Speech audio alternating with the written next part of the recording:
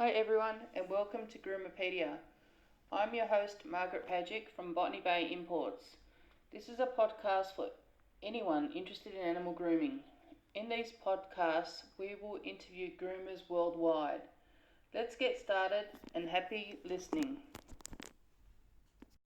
Today I've got Sharon Hall from Snuggle Pup joining us. Hi Sharon, how are you? Doing well, thanks. How are you? Pretty good, thanks. Thank you for joining us in this podcast today. You're most welcome. It took a little while, didn't it, Sharon? It did.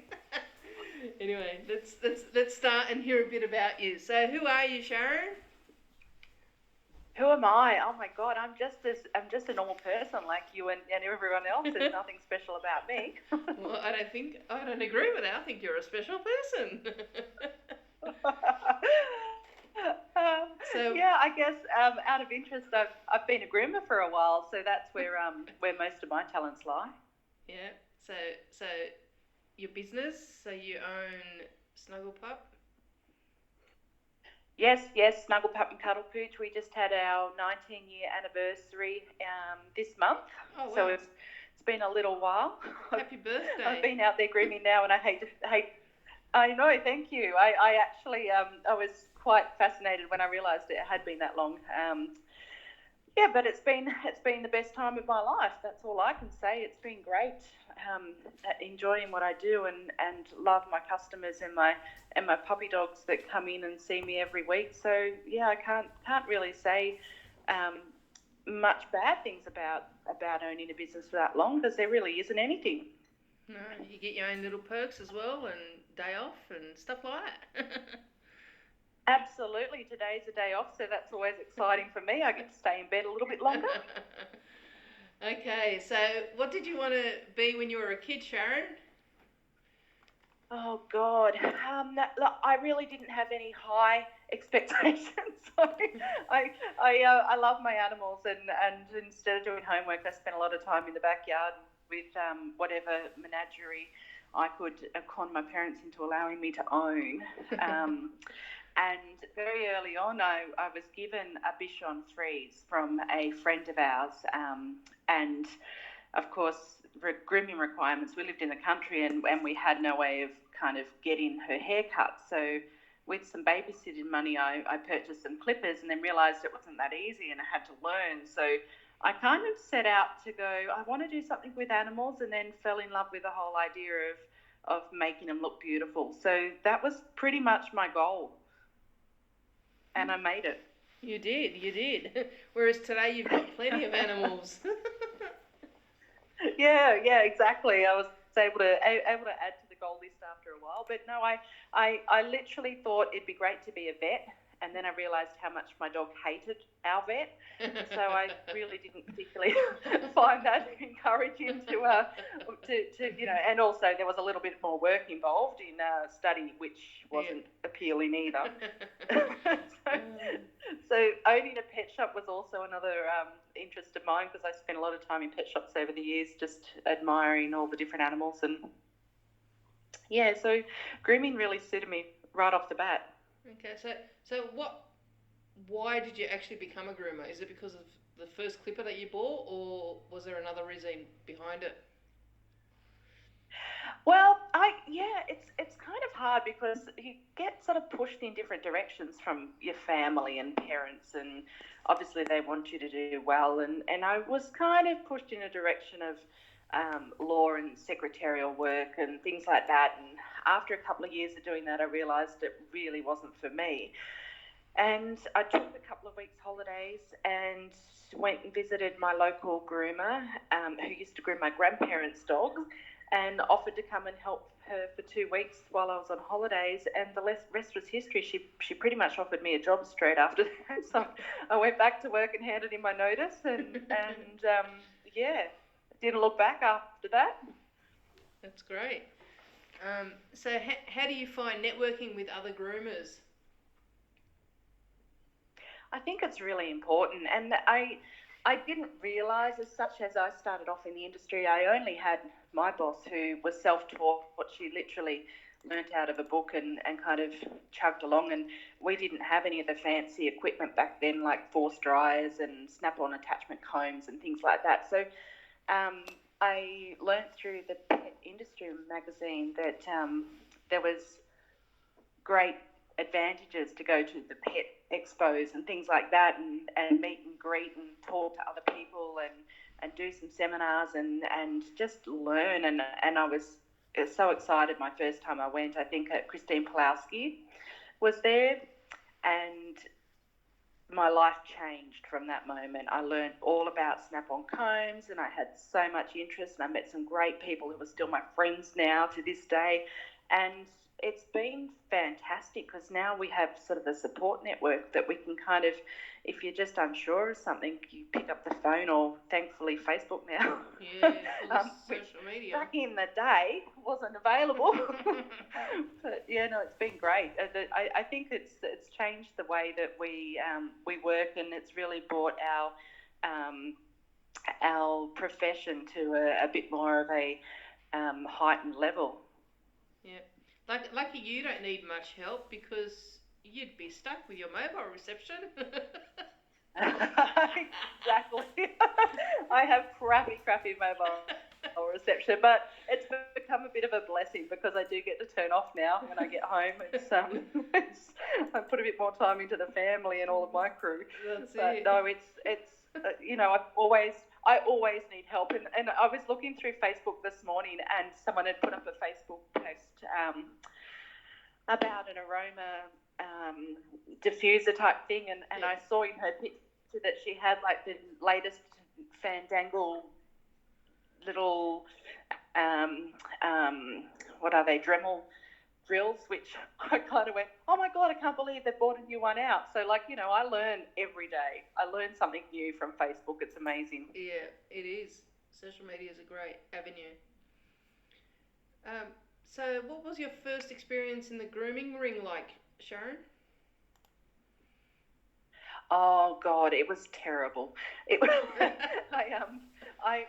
I have the most beautiful bichon that used to come in for grooming, and it belonged to an elderly customer of mine who was just delightful, and she said that I could use him, and she wanted to come along, and that's where my stress levels heightened, because Mum was a little bit of a nervous wreck, and the dog became a nervous wreck, and I became a nervous wreck, and it was hideous.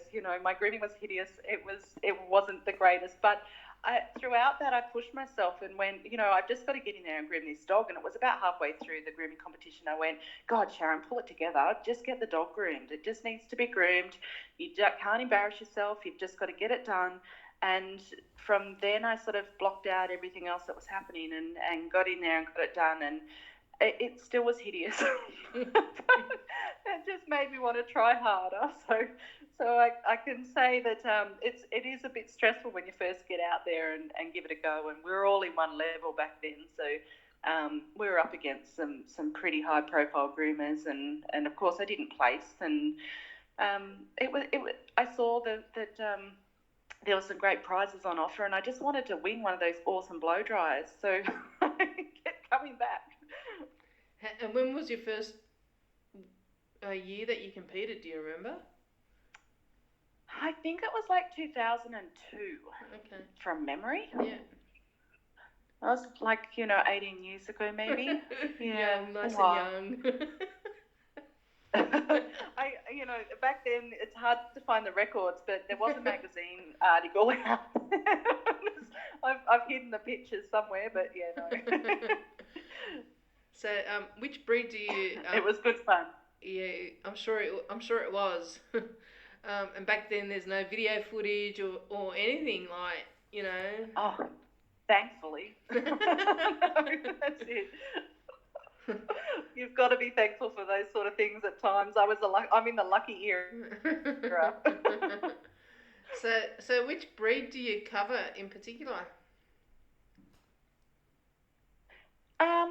Look, I think my passion lies with my fluffies and the bichons and the poodles, definitely.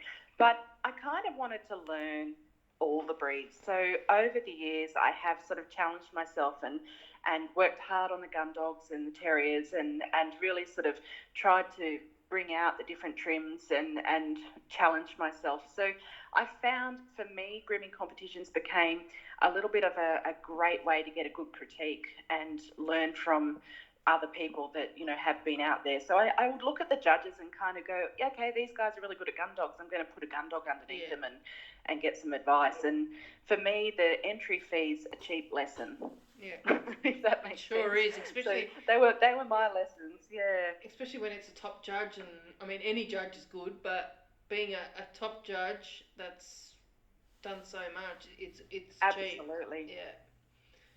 Yeah, and you know, I can't afford to put myself overseas in every situation and salon to learn off these people. So you know, take advantage of anyone that comes and their great efforts. And a lot of people, I get that their passion lies with a certain breed, and I guess mine has become poodles, but I found it really important to learn all of the aspects of all the other breeds as well.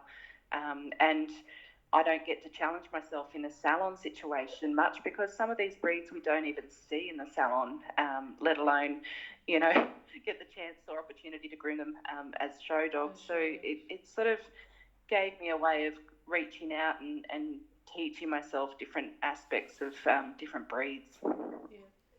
Okay, so what risks have you made as a groomer? Risks? Yeah. Oh, that's a hard one. I'm not a real risk taker, so I don't know that I really do. I don't know, Margie. What do you mean? It's a hard question. I don't know. As a groomer, did you make any risks? Like starting your business, was that a risk for you, for example, or you know? Oh well, I guess so. Yeah, that was a big risk. For me, I was only young and it was really important that I did the right thing and got DA approval with council. I had major issues in my town trying to find an area that I could start up a grooming business. Back then, they really wouldn't allow us in most of our areas. They kind of wanted us out in a rural sort of situation. So I did have to go in and argue with that. I did sign a lease. I was a bit frightened I may not be able to pull through and manage the first 3 years because I may not be able to get the business up and going as a council sort of approved deal. But yeah, no, it all turned out, and I was really pleased that it went through. And my salon's become a little bit of a landmark. People kind of know if they're going somewhere, if you go past the dog room, that's where it is, or I know where it is. We often. Yeah, everyone drops in for directions. We've become almost like Google Maps. It's one of those welcoming type things. So yeah, no, we've had a good time in there. Yeah. So you've been there the whole time there at Nowra? I certainly have. Yes. That's good. Yeah, Nowra's actually a really beautiful area. It's some of the great coastal parts of Australia, I think. It is. Down south is real nice. Yeah, and everyone comes down this way to retire. You know, if they can't get to Queensland, they come here. Yeah. Are you planning on retiring down there, or are you going to move? Currumbin Valley is the place I want to be. So with Nessie. Exactly. Yeah. She's got plenty of land there. You can easily build something. I know. Oh, look, we have a beautiful property here, which we're slowly slogging away at getting better, and it really is a lovely area. So I think we'll settle here for the rest of our lives. Yeah. It's very nice. So what are some of your success stories, Sharon? Success stories. God. Oh dear, I'm getting vague of most of them. I was actually cleaning my salon up just recently and packing away trophies, and I'd forgotten a lot of what I'd won over the years, and I really do have a few boxes full of dusty old trophies that have been neglected. But I think the one that really meant the most to me was when we travelled overseas, and we've done some great things. And, you know, not even a first place, but a second place in a masters competition against some of the greatest competitors has been really rewarding for me. I managed to groom a standard poodle in the World Championship and against 19 other countries. Managed a 5th place, so I was pretty excited about that, beating one of the Americans' greatest. And, you know, it's always just a challenge just to make that little step above everything else. And it's not always the wins that excite me. It's just challenging myself. And it's exciting. I think I enjoy my friends also doing well as well. I'm always excited to come second to one of my good mates who've worked really hard for what they're after as well. So it's just the whole family of grooming. I think everything makes me feel good. Yeah, I think the groomers are great. They connect with each other and. No one. Yeah. Well, I see that no one bags each other, all that sort of stuff. I don't know, but I'm not a groomer, so maybe I don't see that side of it. But I think everyone's fantastic. Yeah, look, to be honest, everybody just really enjoys what they're doing, and we all have our crazy stories about crazy customers and crazy dogs that might have some issues, and sometimes you'll have a rotten egg here and there. But it's I think as a whole, people just really enjoy the business of grooming. And I mean, how lucky are we? We get to go to work every day and do something fun that we thoroughly enjoy. That you love. It might be a bit stressful when you first start out, but it's good. Yeah, it's perfect. So what are some of your achievements? Achievements? Oh, see, this is the sort of stuff I should write down, right? You're right. You'll be right. I've had a few wins and best in shows.